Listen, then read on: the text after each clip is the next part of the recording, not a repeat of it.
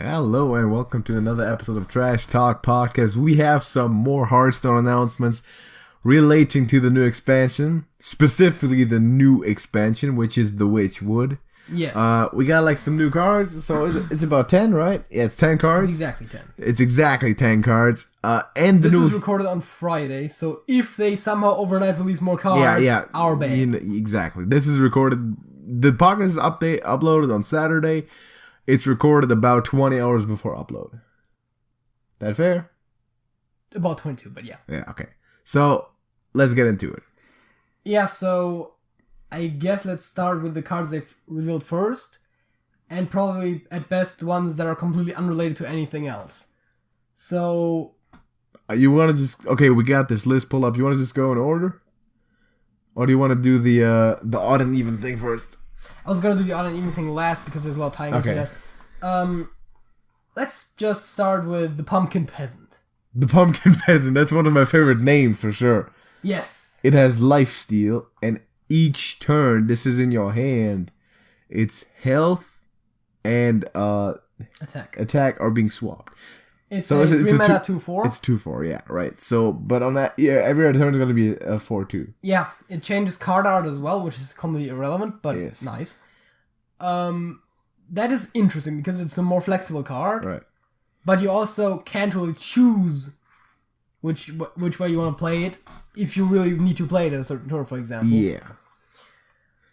The thing is, like, wouldn't you, like, specifically with lifesteal, wouldn't you want the attack to be higher? Well, but... Like, if it was poisonous, you would want the health to be higher. But you want it to be able to survive longer, and 2 health dies to pretty much any AoE. Well, yeah. But Blizzard, Consecration, Holy Nova, but that say kind of stuff. say it's well, if it's in a 2/4 and you attack once and then it's also at 2 health or something like that. At the end of the day, I feel like it depends on the board.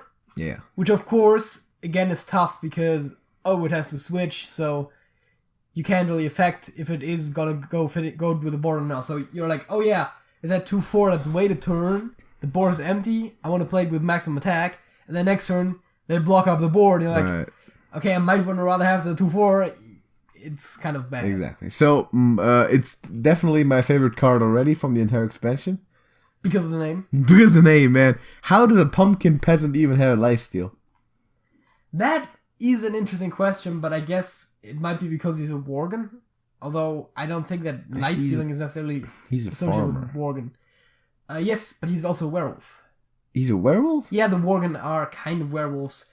So, his other form, which we don't have a picture of up right now, but the other form looks basically similar to how Gen looks. Alright. Gen Greyman up there. Who we'll talk about later. That's true. So you want to get into the next one? Yeah, Phantom Militia. So this has a new effect. Yes. That they're going to use, which is Echo. Yes. Which, first of all, is this card not just a better, what's it called, Silverback Patriarch? Because that's the 3 mana 1/4. 1/4 taunt, yes. I want to say, so this is basically just better. This is a lot better because it has the new thing, which is Echo. The only thing it doesn't have is Beast Synergy. True. But it's still probably better. But it has Echo, which allows you to play the card repeatedly for as long as your turn lasts, as long as you have the mana for it. So, think Unstable Evolution. Exactly, that's what I was going to bring. So, Unstable Evolution is basically the first Echo card they ever had, right? Yes. So, now they're making it a thing, too. Which definitely makes sense if you want to create more cards with that ability to keyword it so you don't have to write it on every single card. Mm-hmm. Because if you want to give them another fancy ability, that might get a bit squashed. Exactly. Like with some cards, that's already the case. Yeah. So that means basically if you're on turn 9, you can play 3 of them. Exactly. Phantom Militia, that's 3/2 taunts. If you have Aviana, you can play 10 a turn. Well, you can't because you don't have enough board space and you don't have charge, but you can play 6 of them. It's true. What if it happens to be at 0 cost? You can still not play more than you have board space. But you can play it for free? Yeah. That's pretty good. So it's not only going to be the first one, it's going to be all of them. That's what I was just thinking. If it's reduced through a passive, it's definitely going to be all of them. Right. Like Summoning Portal, reduce it to 1. But I'll say, for example, if your opponent brought it on 3 times. I honestly don't know. The thing is, we could test that. Yeah. But that would require some setup. We could do that with like something like Layla Manipulator, which we can't get as a shaman, but we could probably figure out something. Yeah, we could do it like in the... Mowaka Cho with Unstable Evolution, and then the mage plays Layla Manipulator, reduces it, and then plays it multiple times. Exactly. I honestly don't know. Maybe do some experiments when the stuff comes out to find out. Because there is already a card that does it, so that would definitely... If Unstable Evolution works one way, then this card is going to work the same way. Yeah. But I actually haven't thought about that, and that's why I haven't researched it. That's probably... You could probably find that out. Maybe we're going to try it out sometime. I'm not going to research that right now, because it would break up the program too much, but yeah. Okay, so next card? Yeah, there's another new keyword. The Rush. So you're talking about the Militia Commander? Indeed. This is the only warrior card so far? Yes, it's a 4-mana 2/5. How is there no hunter card, by the way? They just haven't revealed one yet. Disgusting. Every single class is going to get the same amount of cards. Yeah, about to say, but come on, man. Give me some hunter cards, man. There's also no Warlock card yet. Mm-hmm. And no Paladin. Yeah, I've seen that, but man, hunter, man. Anyway, so the Militia Commander has Rush, which is basically a nerfed down version of Charge. Which makes sense, because it's also not the first card to have that. Charge Devil Sword. Yes, and I believe the charge spell for warrior gives a minion rush, basically. Does it? I think I know for the charge and a can attack hero. I know for the charge Devil Sword it says charge Battlecry can attack heroes, can which attack is heroes. Different. Yes. Because if you recruit a Devil Sword, he can attack phase. Exactly. But a Militia Commander cannot. Which makes that also a good one to run in the Big Priest. You should think about it. That's true. So yeah. So it's actually really true. Yeah. It's not a bad one. So you could even run your King Crush if you wanted to. Just saying, you have it. Wait, no, it's Priest, Hunter. Yeah, Hunter card. Yeah, exactly. That was the first thing I was thinking when you said Devil Sword was Crush, and I was like, nope, wait, nope. Crush doesn't work, but the Devil Sword does work. It's a neutral one. Devil Sword's neutral. Yeah. So the Militia Commander has Rush. So and it also has a Battle Cry, gain +3 attack this turn, which means that on the first turn it's going to be a 5/5 with essentially charge and another minion. Which is a really nice thing that they're doing this Rush thing, because they would have never printed this card with charge. No. At least not for that price point. No. Because you could just hit your opponent for 5. It could have been the 2/5 charge. Yeah, because the hit 5 damage in your opponent's face out of nowhere is kind of strong. Isn't the Stormwind Knight just a 4-mana 2/5 charge? Is that exactly what that is? Maybe. I believe that's exactly what it is. It's a neutral one, but so this one seems to me like the anti-Tar Creeper, because it's turn 4/2, and it's going to be 5 attack first turn, and it's got Rush. So take out a Tar Creeper. You still got a 2/5. This is basically 2/2. Sorry. It's good board control, but it can't be used to swing at your opponent. Yeah. And then once it's down, the second turn it can attack heroes normally, I believe. Well, yeah, sure. But then it only has 2 damage again, so it's not as strong. Exactly. It's not going to be like a Leroy or something. Yeah. You know, Leroy with just Rush without charge would be completely useless. Yeah, but they're trying to basically balance make them be a point, because Leroy and also the Racketeer. Yes. No, the Rocketeer, sorry. Reckless Rocketeer. Is the thing where it's like, okay, this has high charge, and it can low just health. hit you in the face, but it has low health. Right. So making something with both high stats would be way too strong. Yeah, because the charge ones would usually die for one hit if they hit a minion. Yeah. So you want to get into the yellow ones, which are all kind of related in their chemistry? Let's go with the one that's not related first, which is Azalina Soul Thief. Okay, that one, yeah. This one looks weird. I'm going to say that.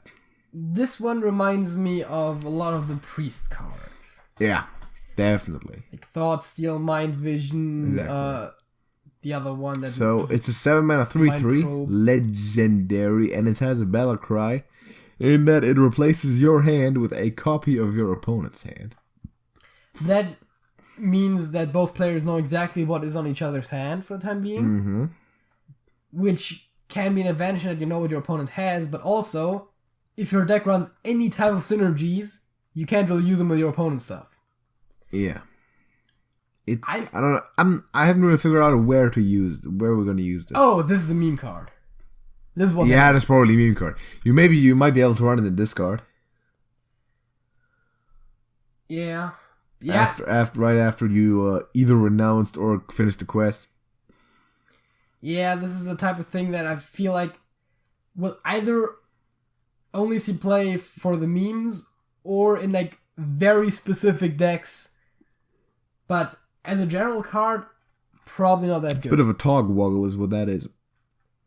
This could maybe work in an aggressive deck if you somehow survive till the late game. Yeah, and then you don't have many cards. You only have low level cards, or you don't have any cards in your hand, and then you can just get a new hand. This kind of thing. Oh, my hand is empty. Soul Thief. Now I have a fuller hand again. Right. Like Divine Favor type of stuff. Exactly. But then I prefer Divine Favor. Yeah, but Divine Favor is a paladin card, and you might want to run this with other classes. Yeah. No. We have, maybe someone's gonna find a very, very smart combo to pull off with this. I don't know. Right now, I don't see it. Then again, people have said the same thing about cubes and void lords. Mm-hmm. You really have to see the entire expansion and experience the meta for a bit to actually tell which cards are good. Something crazy might happen with this. You never know. But I don't expect this to be too good. It's like a toggle. It's like the toggle disc. You know which classes might kind of work with? What? Rogue. They have some cards that play on I'm not sure how many of those are rotating out, but Obsidian Shard gets cheaper for every class card you play that isn't the Rogue card. Okay. And there is one legendary, I want to say. Not sure if it's a legendary. Which has like Battlecry, reduce the cost of all non-rogue class cards in your hand by 2. That kind of stuff. That could kind of work. But it doesn't seem like that huge of a combo to put a legendary 7 and a 3/3. That's the thing, right? It could work. It's not gonna be good, but it could kind of work. We'll see what they can pull off with this. I don't care. Now here's the big thing, right? Yeah, the odds and evens, man. The odds and evens. We're evening the odds, people. So there's now synergies and chemistries for having only even or odd numbered cards in your deck. This right now seems like a gimmick, which, if the support cards are missing, no one's gonna play. Yeah, but they're probably gonna make it so as that this is gonna be a thing. They've already revealed the 2 legends that work with that, and 4 support cards. Yes. So this could very well end up working out. Sure. So you wanna go through the support cards first, huh? Let's go with the legends first, because your playstyle kind of builds on that. I don't think anyone will run these without the legends. Yeah, of course not. That makes no sense. So the first one is Gen, and the other one is Baku. Yes. Gen demands you only have even cost cards in your starting hand. And he reduces in your deck. Sorry. And at the start of your game, he reduces the cost of your starting hero power to 1. Or by 1? It costs 1. Hero power costs 1, so 2-1, yeah. In the case that it costs 2, which it does, it's the same thing. I was about to say all your starting hero powers cost 2, so it's the same thing. Right. Important. It says starting hero power. Right. Which means if you try to pull something off like any of the Death Knight cards... Yeah. It's going to be 2 again. It's going to be 2 again. Right.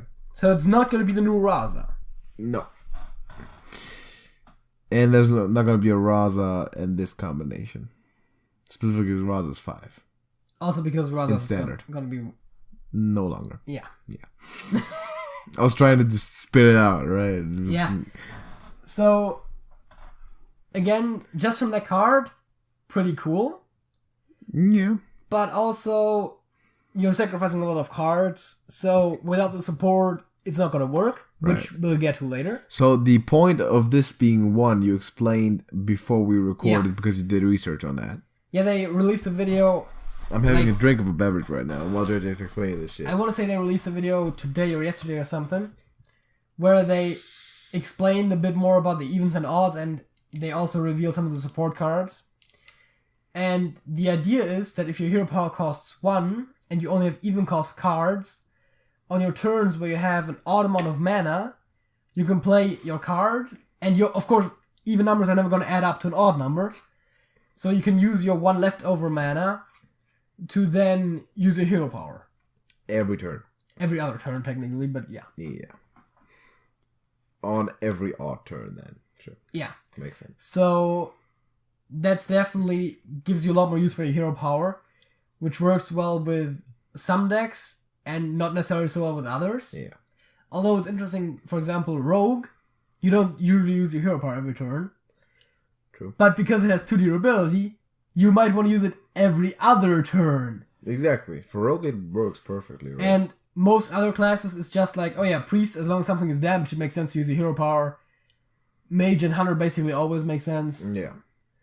Warlock depends on how much health Warrior you have also. and your deck. Warrior always makes sense, yeah. Right.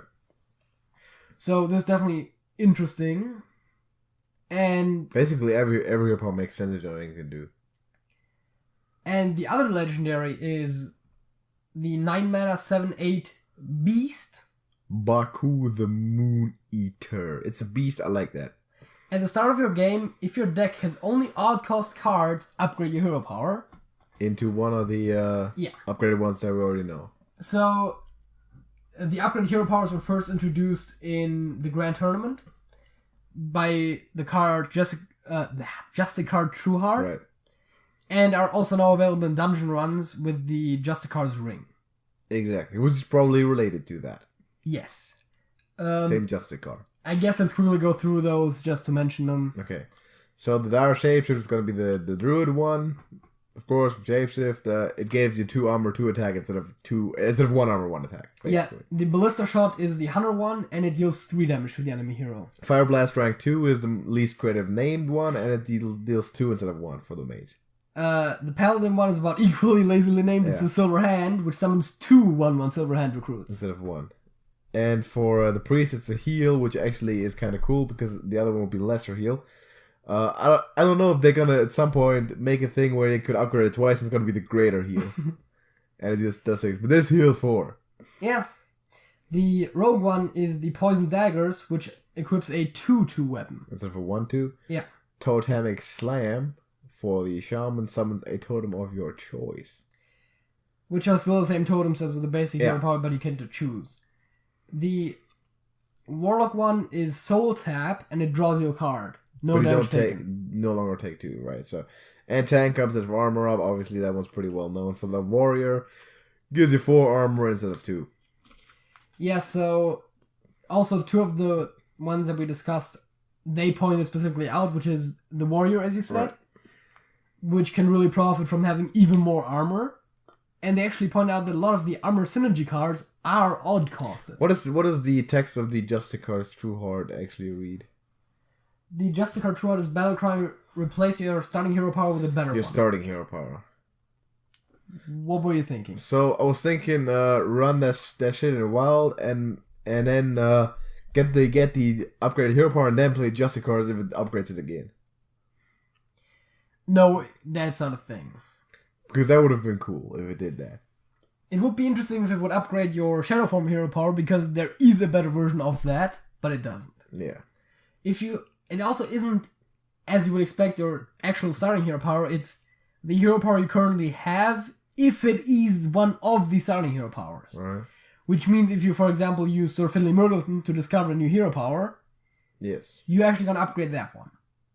But that's completely unrelated to this set, because this happens at the start of the game. So you can't have an influence over that. That's also a thing with those 2 legends. Those are kind of different than most other legends in that it doesn't matter. They don't really have an effect when they come into play. They're just regular minions. This reminds me a bit of Prince Malchezaar.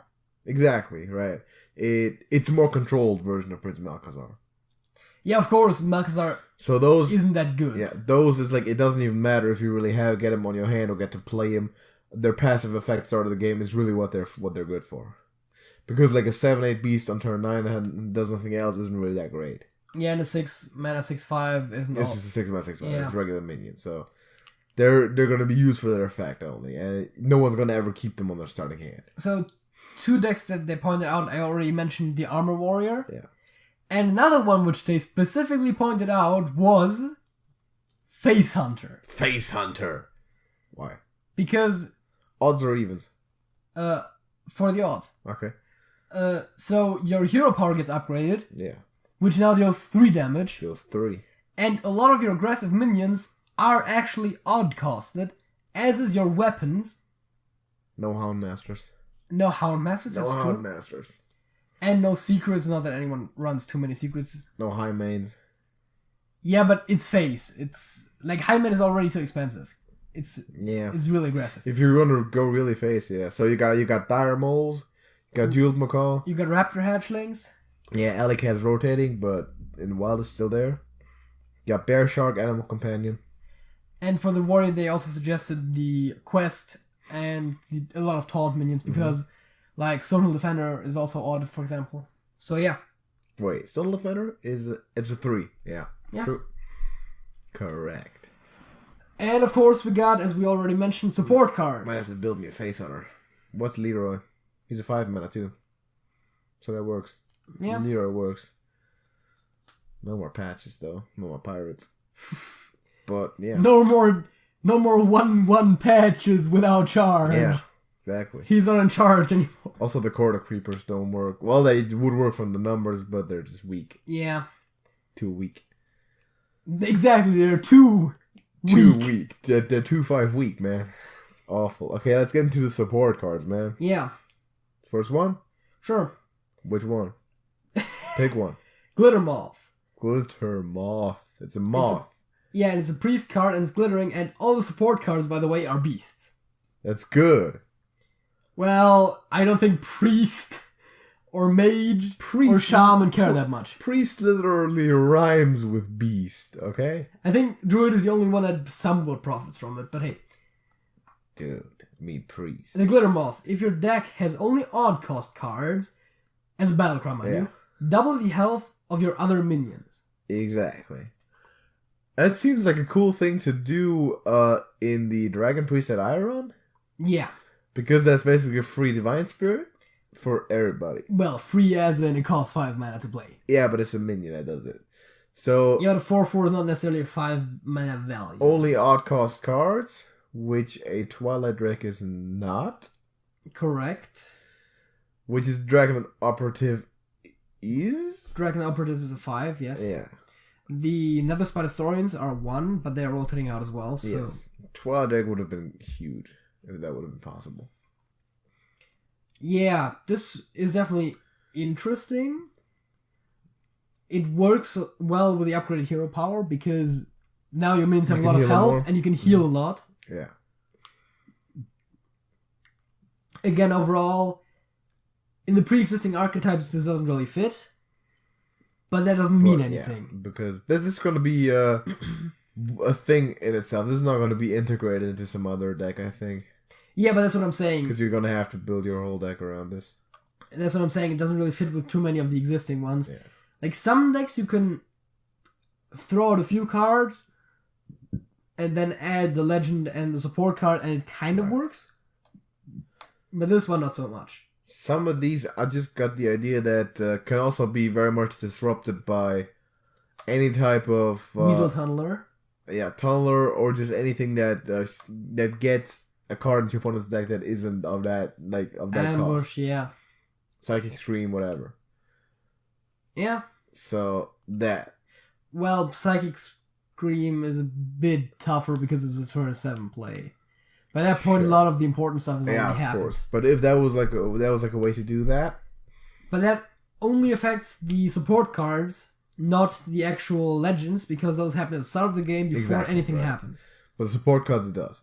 So Merkspark Eel is the next one, it's a shaman one. Yeah.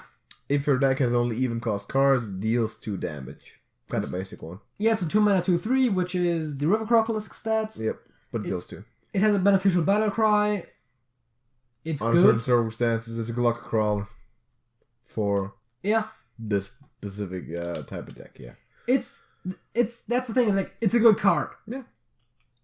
It's not a deck-defining card. It's not groundbreaking. It's just there. If you run the deck, it's a good card to have there. So, yeah, that's the point. It's like, if you're running an only even-costed Shaman, you're gonna run this card. Exactly. If not, it's just a normal card. Next one is Gloomstag. Druid card. If your deck has only all-cost cards against +2/+2, it's a 2/6 taunt for 5 mana. So then it will be a 4/8 taunt. Yeah. 5 mana, which is pretty damn good. That's pretty good. That's good. That's Obsidian Statue stats. Yeah. Although Obsidian Statue, of course, Has gets a lot of its lifesteal cost and from death the rattle. abilities. Yeah. But yeah, this is pretty good. But at the same time, this one is also not really worth building a deck around on its own. Thing is, this is kind of at the wrong place and they're in the wrong time because the Jade Druid, Control Druid is basically gone. It's all rotating. Yes. And I don't think this works well for the Aggro Druid. It's one of those things where it's gonna be a new deck. Yeah. It's gonna have to be. It's a beast, so It's all beasts. yeah, but Druid has some beast synergies. I'm not sure how many of those are sticking around though. Because the most common one that I see is Mark of Yasharaj, which is rotating out. Because it's an old gods card. Sure. So yeah. Unless they're releasing new beast synergies, I'm not sure how well this fits, but again, if the odd Druid deck is gonna be a thing, that's an auto include for that deck. Sure, maybe. If it's gonna be a thing, you'll never know. But if it's not a thing, no one's gonna build a deck because of this card. Right. It's not gonna work with it's not gonna work with Jade. Otherwise it might have worked with Jades. Jade Idol is 1, Jade Blossom is 3. Jade Spirit is 4, but that's not really that important. Yeah. I mean some of them are Behemoth Jade is Behemoth 6. is 6, yeah. Happens. But yeah, I mean Ultimate Eye is 10. Yeah, but I mean the idols is the core thing. Doesn't work. Wait a second. Ultimate Eye is 10, it doesn't work. Spreading Plague is 6, isn't it? Spreading Plague is... That's 6? Yeah, Didn't 6. they nerf it from 5 to 6? Yeah. Yeah, Spreading Plague. Yeah, then it doesn't work. No Ultimate Eye, no Spreading Plague, it's done. You're done. That's done. By nerfing the card, they switched it from one hypothetical new archetype to another. Exactly. Same for Bone Mare. Which means that if there is gonna be a druid, it's probably gonna be an even druid. Yeah. Because he has Ultimate Eye, he has Spreading Plague, he has Bone Mares, he has all the stuff. It's true. Bone Mare, man. It's tough. Like a Ramp Druid, they still have mana. Yeah, like everything. Ramp Druid doesn't lose anything. Yeah. Yeah, true. Wait, growth tenders? No, there are 4, right? I don't know. We need to look into that. Like seriously, that might be an early thing. I don't think they should have printed odd support. They should have, if anything, printed the even support to make that a thing. But then again, maybe that can stand on its own. Maybe there's gonna be odd even support too. You never know. I mean, but at this point, we can only speculate. There could be odd and even support for both classes. Maybe some classes only get odd, maybe some get even. I don't know. And then we got the Odd Mage. Yeah, the Black Cat. Which is a 3 mana 3/3. Spell damage +1. And Battlecry, if your deck has only odd cost cards, draw a card. This is kind of like the Merc Spark Eel type of thing. It's like a little thing that just kind of works if you got it. This one also kind of works if you don't have it. Because the spell damage +1 for 3/3 isn't bad. But then again... So the next best option I can think of is the Cobalt Geomancer, which is a 2 mana 2/2, spell damage +1. Yeah.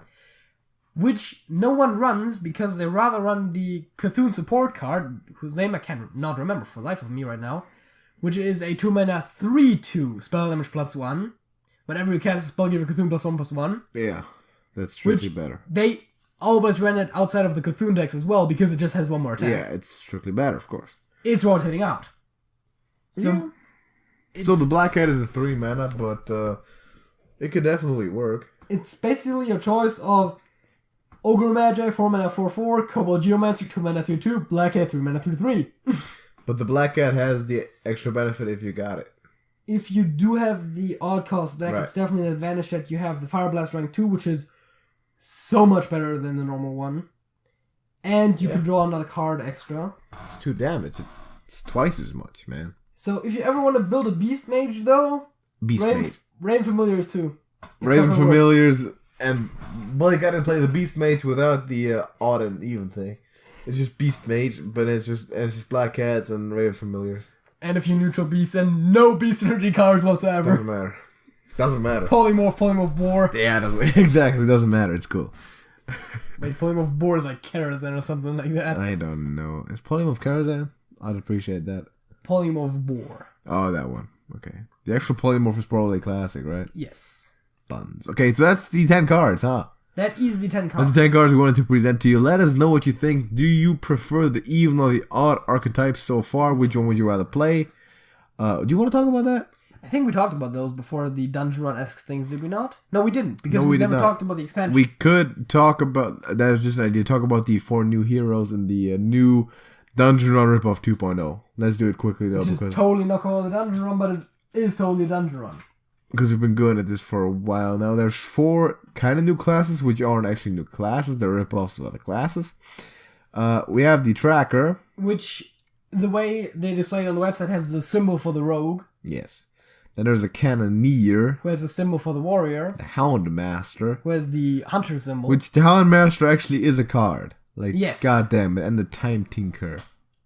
Which has the Mage symbol. Right. So, apparently, those are going to be the 4 classes that you can play in the new thing. The solo adventure. I think they said at one point that they're going to have unique cards, and they're definitely going to have unique hero powers.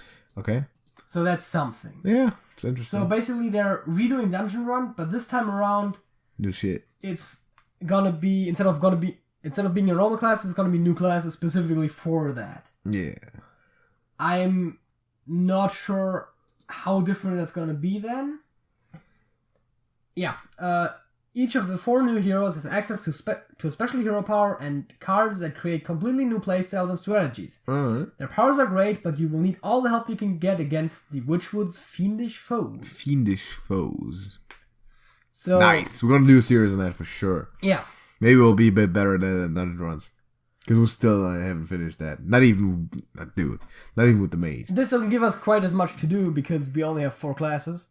Yes. I assume that it's going to be only those 4 classes. Yeah. Because I don't see them putting 11 classes in the selection screen. No, that would be stupid. Wouldn't it be 12? There's 9 already. It would actually be 13. Oh yeah, it would be... right. We're so bad. That's a case of double blindness right there. Wonderful. People? It's not even that late. I was going to say it's late, but no, it's not. It is kind of late. Yeah, but not for our standards. There's no excuses, really. It's been later before, man. It's also a weird statement to make if you if you really roll that up. It has been later before. put it on a t-shirt, maybe. Only in relative time, never in absolute time. Yeah, of course. Maybe put that on a t-shirt.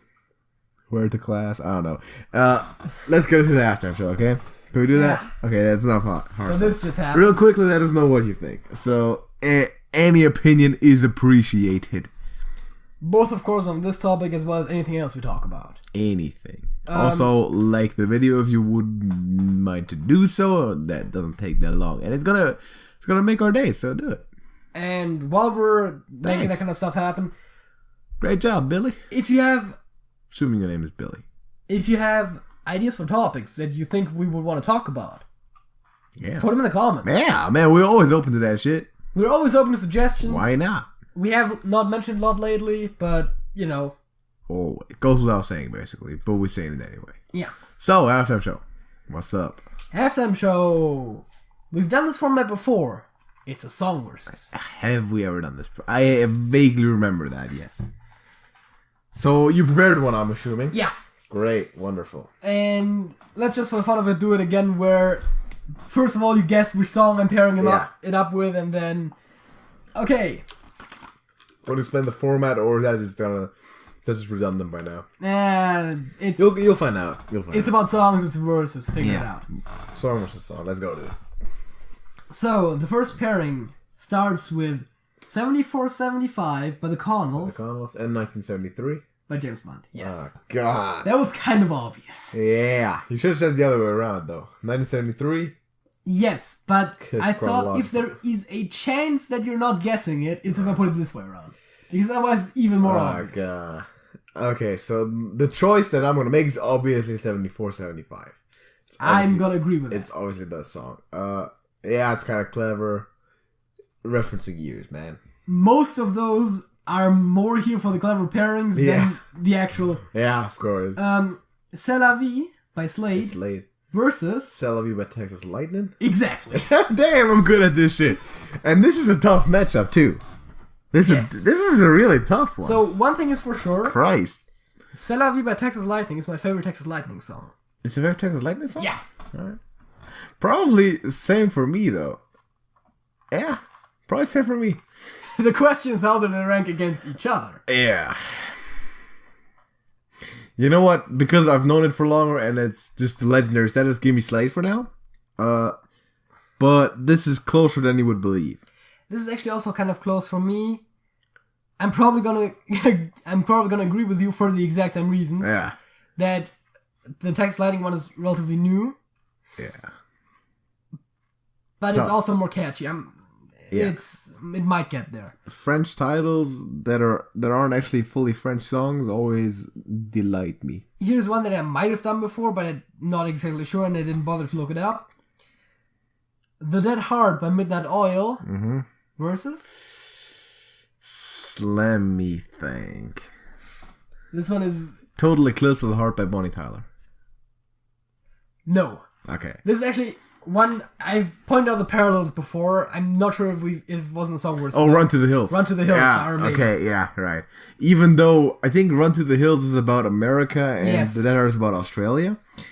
But it's always about out last time I pointed out the parallels. It's always about native folks being terrorized. Yeah. The white man came. Yeah. So the better song of the two, though. Yes. Give me The Dead Heart. As much as I like metal, I agree. By just a little bit. Just a little bit, but I'll take it. Here's one. Okay, this is the most far-fetched connection. Christ. And you're probably not going to get it, but I just wanted to put it. It's Wire to Wire by Razorlight. Okay. So it's probably nothing with the term wire in it. No. So is there another song with the term wire in that you could think of that isn't any of our lists? I don't know. Maybe. Okay, Wire to Wire, but it's Razorlight.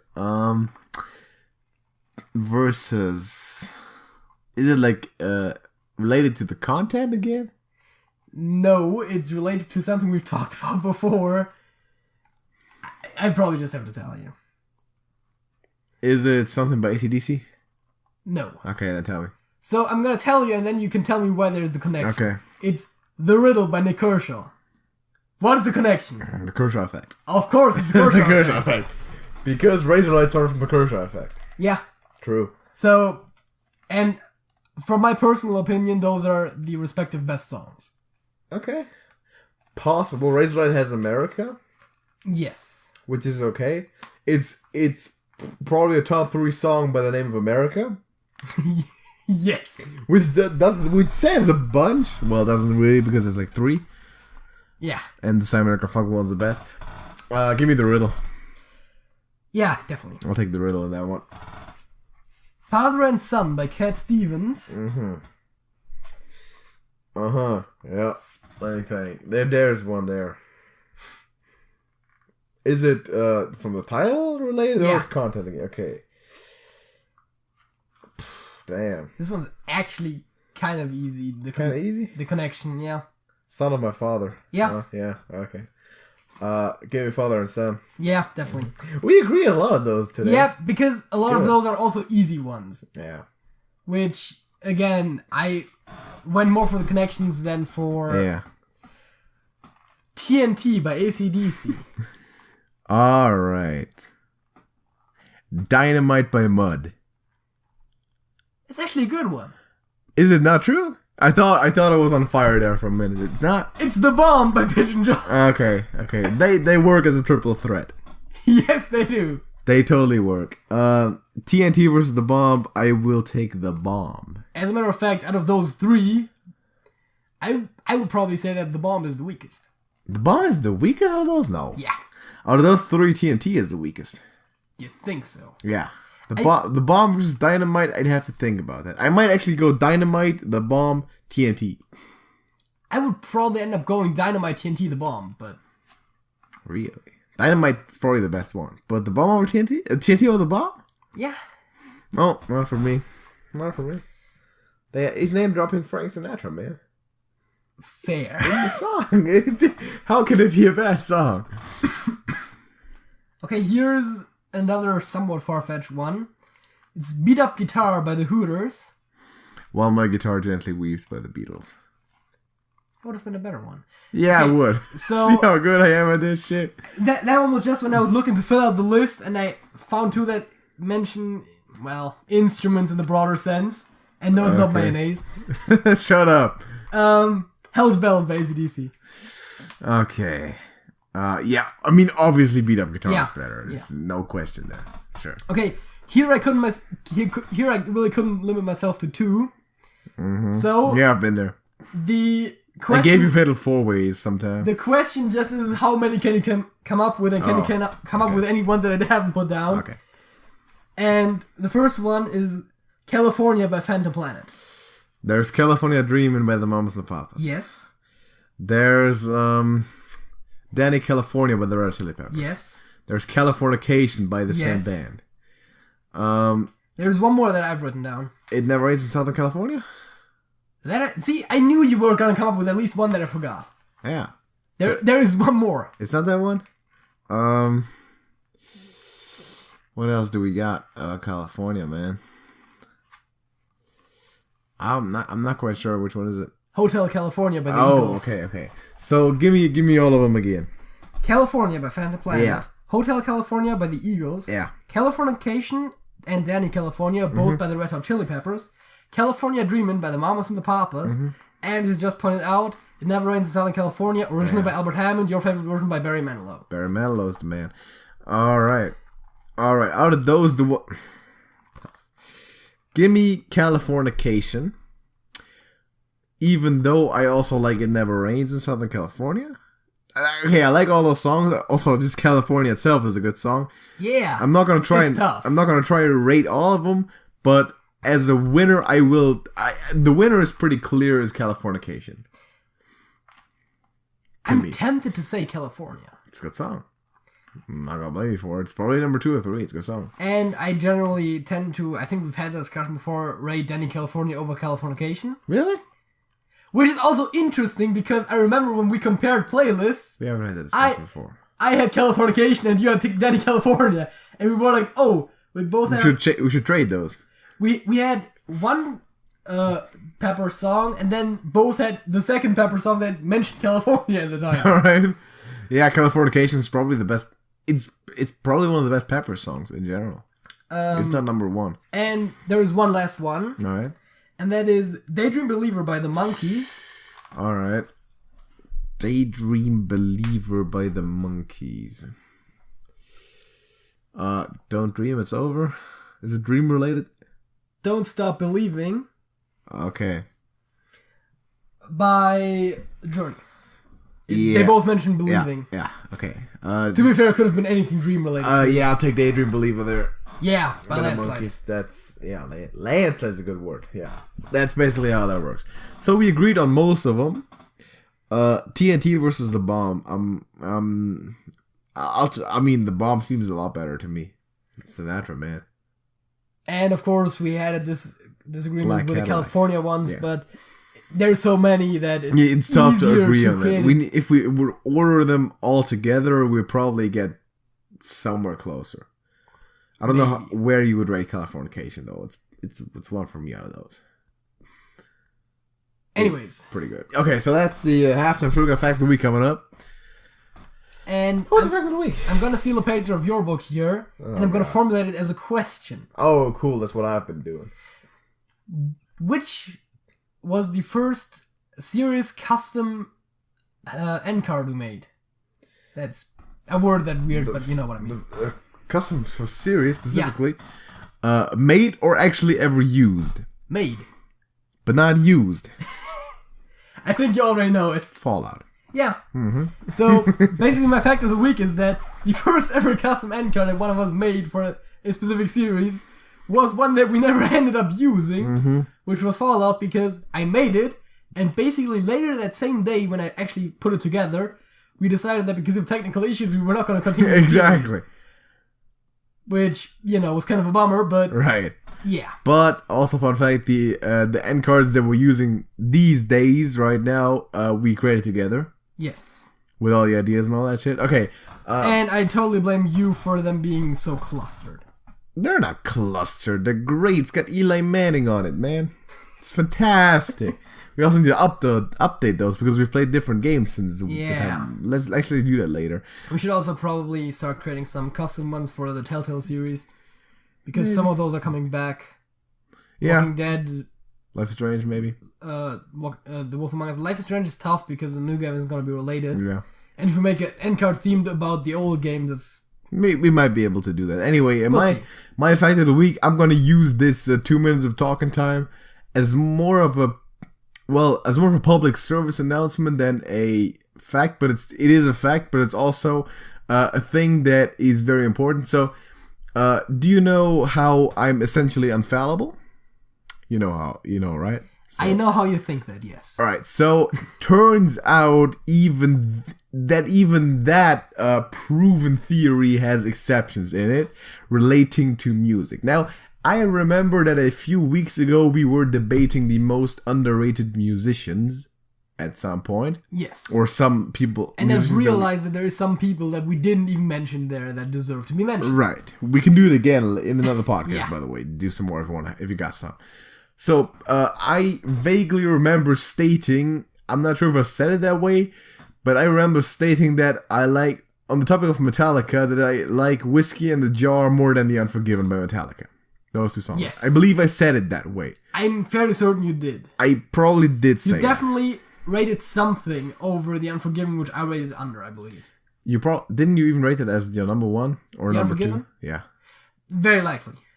So it would either be Enter Sandman or The Unforgiven. So the thing is, I think I rated Whiskey in the Jar higher than The Unforgiven, which I would like to take that back. That's all. That's my fact of the week. That's my statement. Okay. That's not true. It's not true.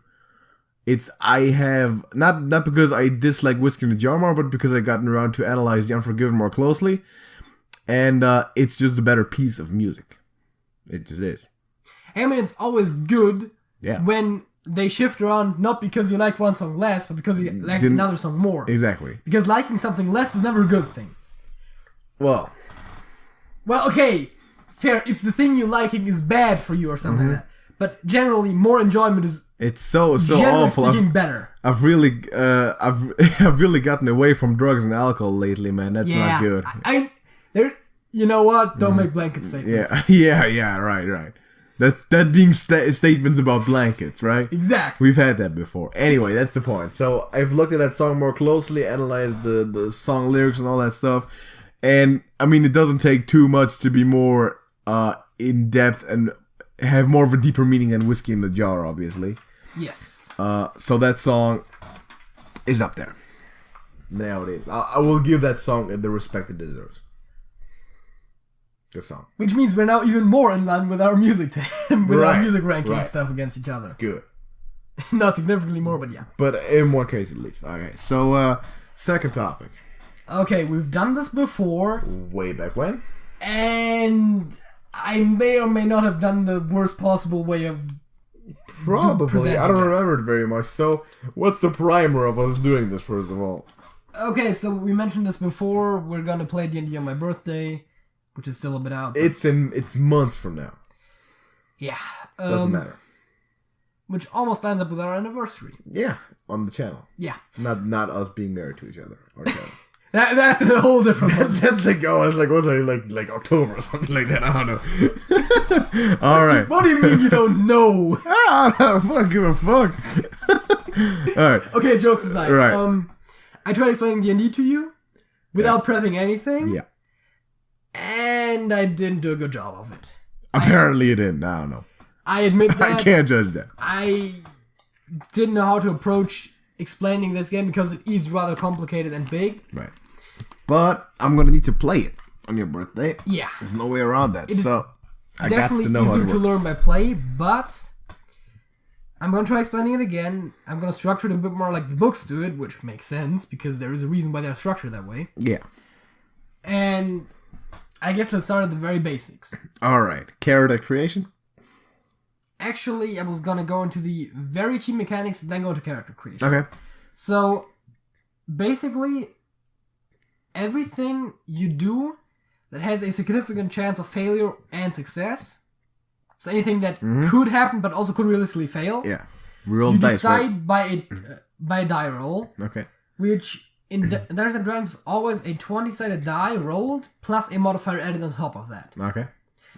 The modifiers are all, at the end of the day, tied to your ability scores. Okay. You got 6 key ability scores, that being strength, dexterity, constitution, intelligence, wisdom, and charisma. How does intelligence and wisdom really divide from each other? So, intelligence in Dungeons & Dragons is more based about knowledge and, like, the general, like, more academic type of smarts. Right. Well, wilderness. Wilderness. What? How did that happen? That's a great skill to have. Survival is tied to wisdom, which is your wilderness knowledge, which kind of Okay. tied into that. But yeah, I got things in my head confused. So basically saying For we, example. the two of us, for example, will be more intelligent than wise. Then wild, yes. Then wild probably too, Yeah. but wise. So yeah, wisdom is more Wild probably our more like instinct yeah. and that kind of stuff. Well, our grandparents will probably be wiser than us, but less intelligent. So I wasn't gonna go too in depth on the skill system, but the skills are tied to your attributes. As I just mentioned, survival is, for example, Yeah. wisdom based. And I get to level those. Yeah. Cool. But for example, your history knowledge would be intelligence based. Okay.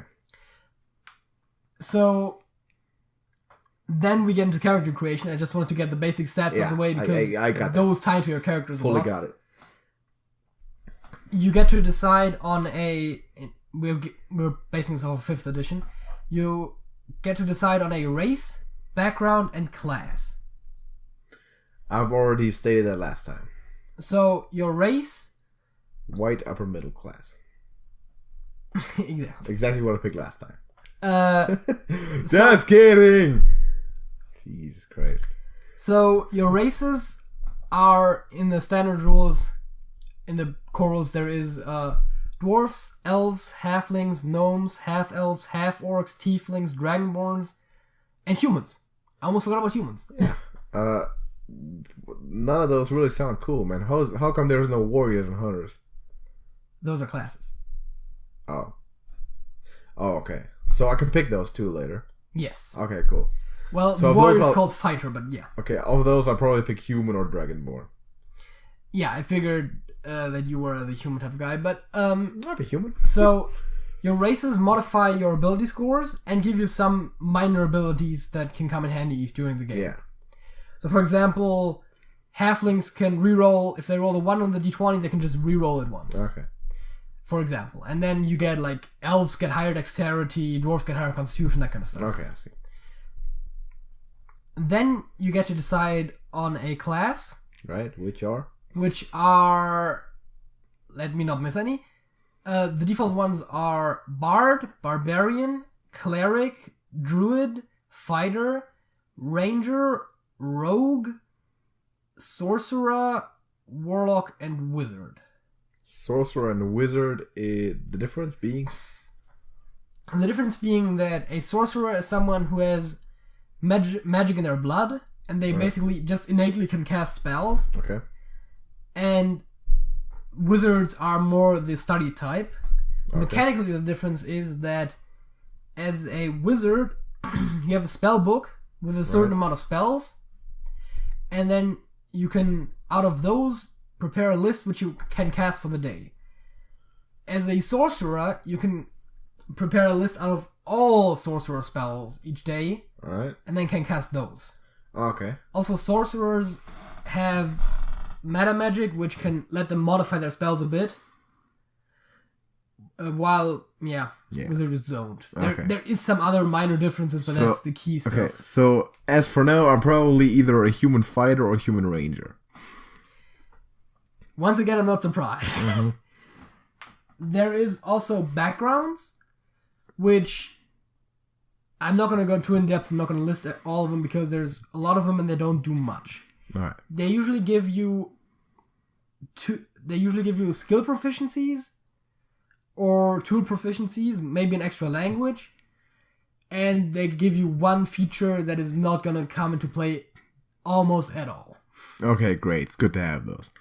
So, backgrounds are mostly to round out your character a bit. Right. Yeah, sure. Storytelling, man. It's what it's about. Exactly. So, that's more of a story component than actually a mechanic component, although it has some mechanical ramifications. I'll learn about that when we play. So, your character has skills that I've mentioned before, and... Can I pick those in the beginning? Like, I want to be strong and intelligent? Yeah, so you can pick your stats. Okay. There is multiple ways to generate stats. The one I generally like to use is the standard array, which means you get 6 numbers, which are... Oh god.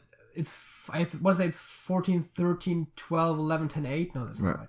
It's 15... 14, 13, 12, 10, 8. That's what it is. You can split those into your 6 stats. Yeah. And then you apply your modifiers from your race. Okay. So, usually what you would want to end up with most of the time is that you get a +2 and a +1 from most races. And you usually would want to combine it so that your 2 most important stats are both 16. Okay. But that's optimizing that's unnecessary. I'll get there. And then... And the most important stat I figure out by knowing what?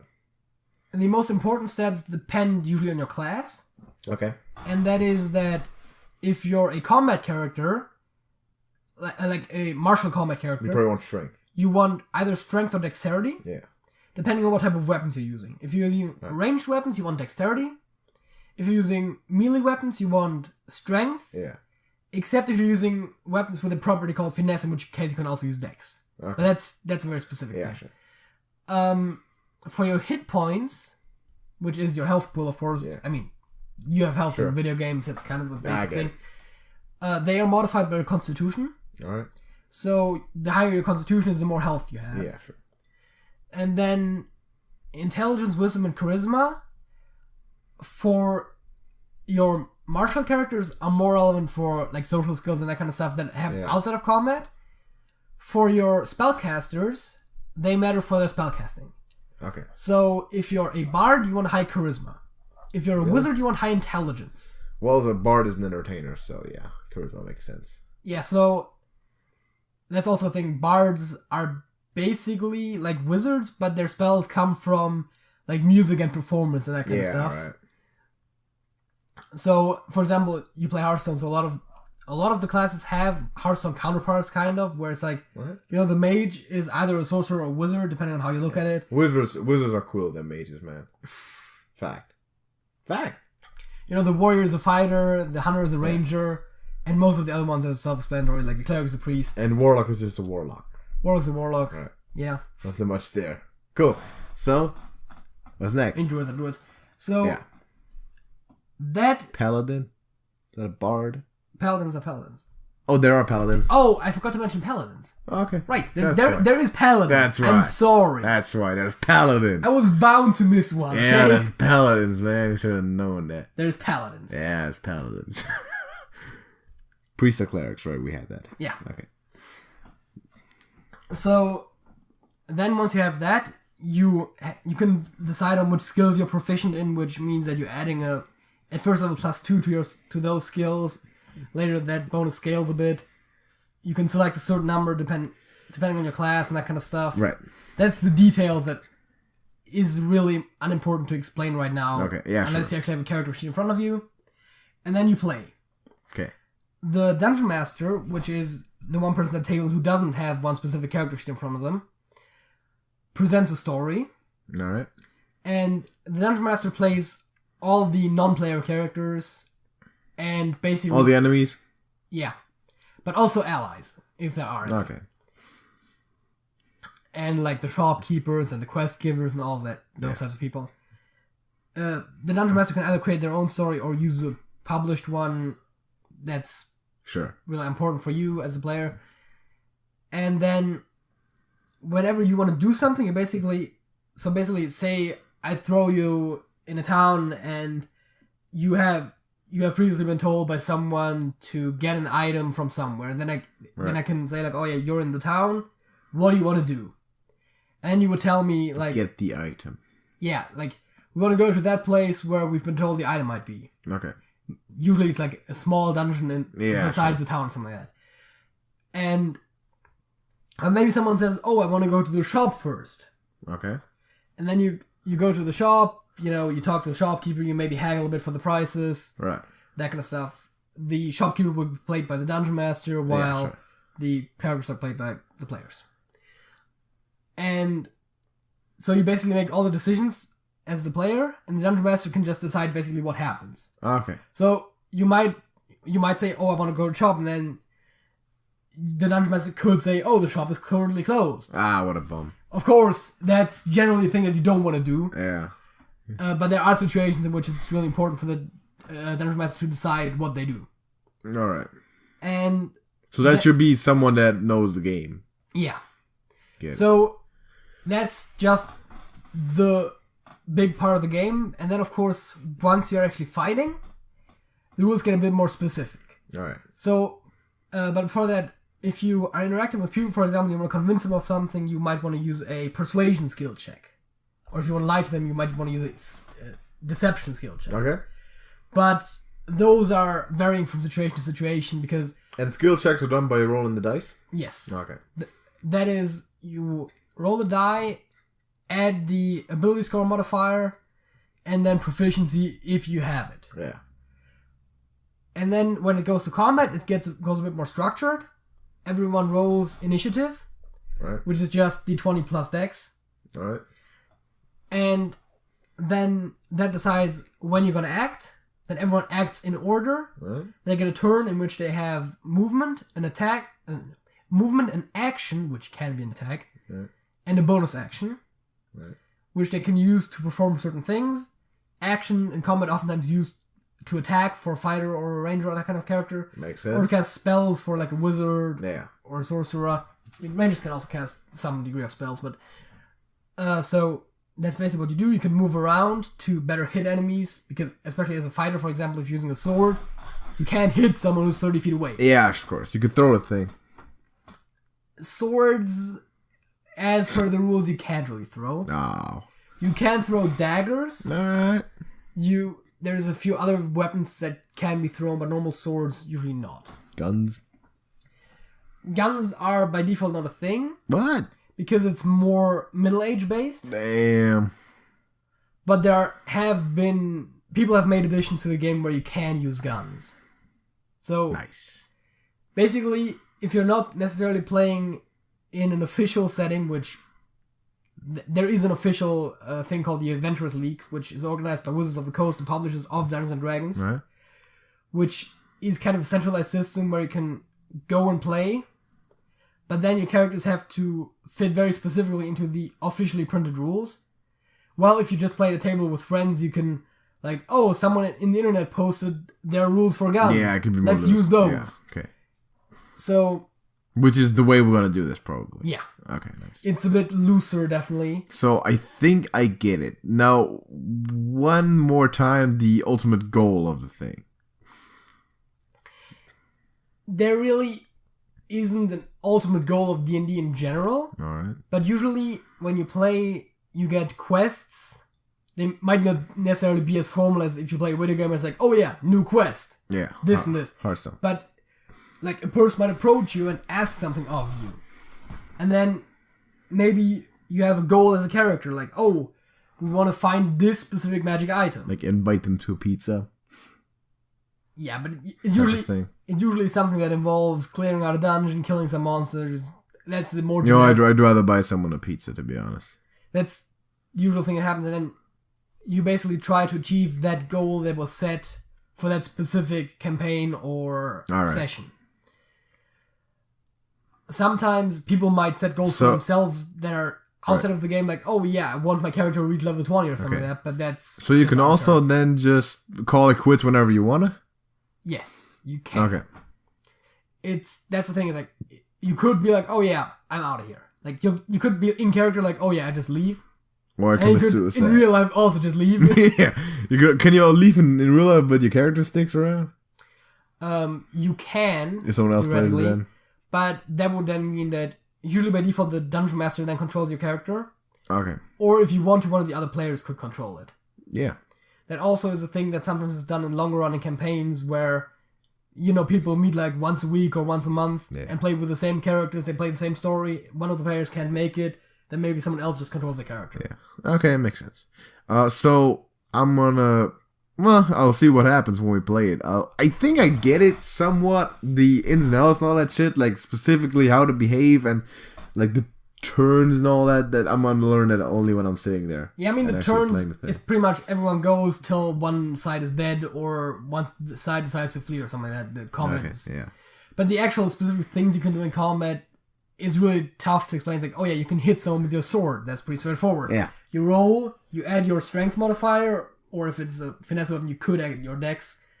You add your proficiency if you're proficient with it, which if you're having a sword, you probably are. Yeah. And then if you hit, which is comparing the result of your roll plus the bonuses to the armor class of the opponent. Yeah.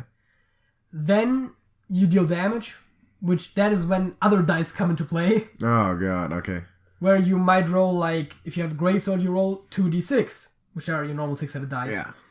And then you add your strength modifier on top of it again, and that's the damage you deal, which you subtract from the opponent's hit points. And once they have 0 hit points, I get it. They're unconscious, or in case of most monsters, they're just dead. Okay. Nice. Players go unconscious, and then they can make death saving throws, and then if they are successful, they can stabilize, and then they can later with magic be healed up again so that they don't die as easily, because you don't want your players to constantly die all the time. Especially because character creation takes some time. So basically when you die you need to create a new character, or can you use the same one right away? Just, okay, I'm doing this again. So generally the way it's done is usually that if you die, you are going to create a new character that then oftentimes there is like a story reason for them to join the party, but okay.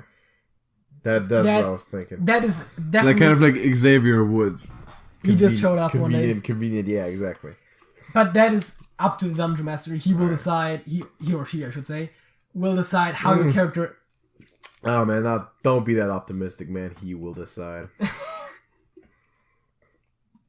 Okay. Call the kid by his name, man. He will decide. Right? Billy? Yeah, exactly. You still there? Just sell it for what it is. So the Dungeon Master will then decide. Prove me wrong if you want to, but I mean, come on now. There is definitely, there is definitely also the case where some people live stream their games. Yes. And so there is some high profile female players and also Dungeon Masters. I know that for a fact, but okay, fair, whatever. But it is definitely the case that there is more male players than females. Yeah.